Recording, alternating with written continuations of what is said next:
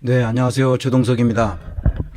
오늘은 토요일이라 범국민대회가 있죠. 거기 오늘 저도 날씨가 따뜻해져서 나가야 될 것 같습니다. 많은 사람들이 나오셔서 같이 우리 위대한 국민의 힘을 보여주도록 합시다. 광화문 동십자가 앞, 광화문, 그러니까 바로 광화문 가면 다 압니다. 그러니까 오늘은 특별히 많은 분들이 참석할 수 있도록 그렇게 했으면 좋겠습니다. 저도 이 강의 끝나자마자 바로 채비하고 나가려고 합니다. 보셨죠? 거기서 만납시다. 모든 사건의 원인을 이재명에게 돌리고 있어요. 지금 우리 사회가. 나경원이는 사실 이런 사람이 판사를 했다는 게 우리 사법이 국민적 신뢰도를 낮추는 원인이 바로 이런 사람들이 판사를 했다는 거예요. 이게 좀 한심한 거죠. 한심한 우리 사회가. 그러니까 이 판사 임용 제도를 근본적으로 다시 바꿔야 됩니다.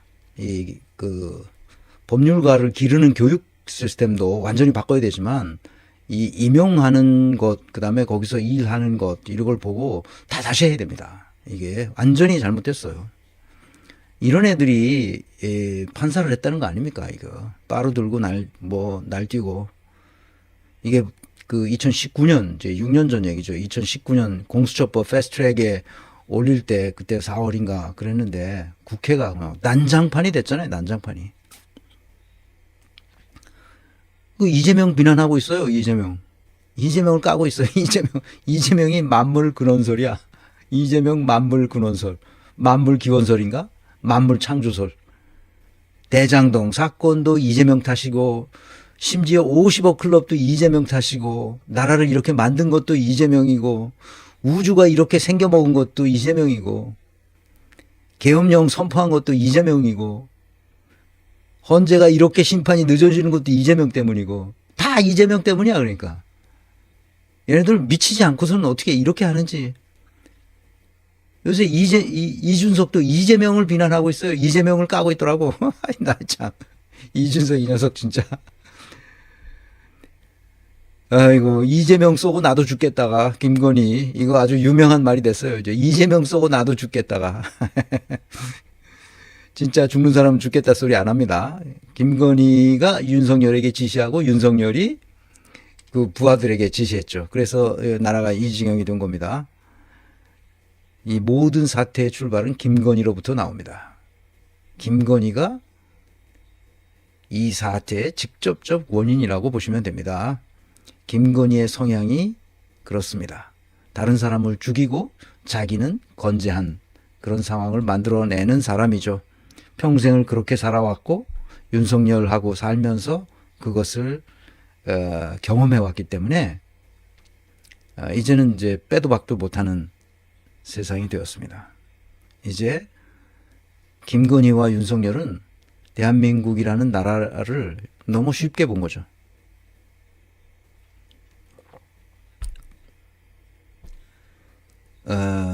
경호처에 실망했다. 총 안 쏘고 뭐 했냐. 뭐 이런 거예요. 이런 얘기입니다. 이건 우리가 다 아는 거니까 그냥 넘어가겠습니다. 윤석열 체포를 방해했던 김성훈, 이광우 영장이 기각됐어요. 내가 그래서 하고 싶은 얘기는 검찰 해체를 두려워하지 말라는 거예요. 불의에 단호해야 해요. 민주당은 아직도 불의에 단호하지 않아요. 문재인과 친문 세력의 행태에서 벗어나야 됩니다. 문재인은 5년 동안 불의에 대해서 단호한 자세를 취한 적이 없어요. 돌아보세요. 문재인의 가장 큰 문제가 뭐냐? 사태의 핵심을 외면한다는 거예요. 불법과 불의와 그 앞에 단호한 자세를 취해야 되는데 외면하고 맙니다. 그래서 나라가 이렇게 된 거예요. 노무현 서거 2009년 5월 23일 벌써 16년이 됐네요. 그 후 문재인이 퇴임할 때까지 2022년 5월 9일까지 13년간 민주당은 사실상 문재인의 당이었어요. 문재인은 물론 그 중간에 문재인이 해서 당이 쪼개지기도 하고 뭐 그랬습니다만 문재인은 민주당을 제대로 이끌지 못했어요. 문재인은 리더십을 발휘할 수 있는 인물이 아니에요. 처음부터. 내가 계속 얘기하지만 내가 이렇게 단호하게 말하는 이유는 민주당, 문재인의 민주당 5년을 내가 다 샅샅이 조사했기 때문에 그런 거예요. 내가 손가락이 다 이 병났다 그랬잖아. 지금은 아무렇지도 않아요. 이제는. 도대체 문재인이 어떻게 나라를 이꼴로 만들었는가를 조사하기 시작했단 말이에요. 문재인이 대통령 출마하면서 공약했던 그 공약집서부터 뒤지기 시작했어요. 내가. 문재인은 조직을 이끌 만한 인물이 못 됩니다. 불법과 비리와 불의에 단호한 적이 없어요. 한 번도. 거대한 사회가 앞에서 언제나 우유부단했습니다. 그래서 이렇게 된 거예요. 왜 그랬나 보았더니 역풍 맞는다. 지지율 떨어진다. 온통 역풍과 지지율 이 두 글자로 점철이 됐어요. 점철이. 이거는 기자들이 쓴 책입니다. 7명의 베테랑 전문 기자들이 각 분야별로 문재인이 약속했던 것을 얼마나 지켰는지를 쓴 거예요. 어떻게 썼느냐? 이 사람들이 뭘 썼느냐? 검찰개혁, 언론개혁, 한반도 정책, 부동산 정책, 그 과학기술 거버넌스 탈원전 정책, 인사정책, 교육개혁, 노동정책, 보건복지정책, 지역균형발전 정책, 저렇게 챕터 10개로 전문 베테랑 기자들이 쓴 책입니다. 문재인 약속.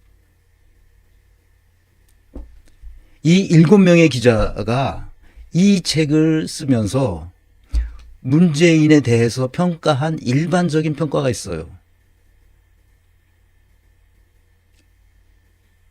뭐라고 한마디로 얘기하냐? 사자성어로 얘기할 수 있어요. 뭐예요?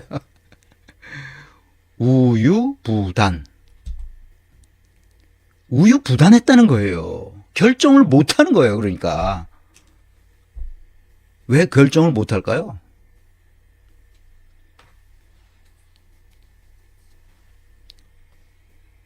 민주당이 13년 동안 문재인의 민주당이 뭘 심어놨냐? 우유부단한 걸 심어놨어요.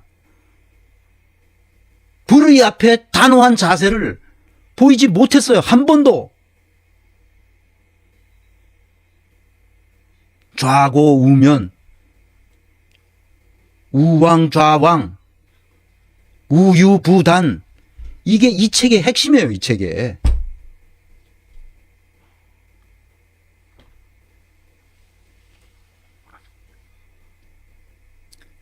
불의 앞에 단호하지 않은 사회가 어떻게 제대로 되겠습니까? 민주당이 이 꼴이 된 것은 그냥 이 꼴이 된 게 아니에요.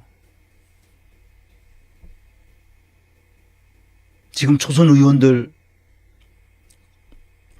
노종면이니 뭐 또 그 박선원 그다음에 부승찬 이런 의원들 봐.